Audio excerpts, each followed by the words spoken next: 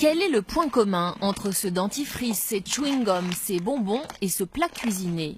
Eh bien, ils contiennent tous un ingrédient mystère, le E171, des nanoparticules de dioxyde de titane pour les initiés, un additif chimique au pouvoir blanchissant. On en trouve donc dans tous les produits qui sont majoritairement blancs, par exemple le dentifrice, et dans de nombreuses friandises pour les enfants pour que la couleur qu'on donne aux bonbons puisse tenir. Donc c'est un problème parce que les nanomatériaux sont très petits, plus petits que les globules rouges du sang. Ça veut dire qu'ils passent très facilement dans tous nos organes et ils peuvent s'accumuler partout dans le corps, y compris et surtout dans le cerveau, et causer des pathologies qu'on connaît très bien, Parkinson, Alzheimer.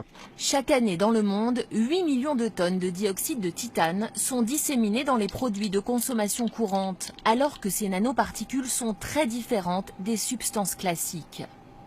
Le nanomètre, c'est le milliardième de mètre. C'est donc très très petit. Les nanoparticules, c'est de la taille d'un virus, par exemple. Il aurait été tout à fait nécessaire d'évaluer les risques des nanoparticules avant de les utiliser.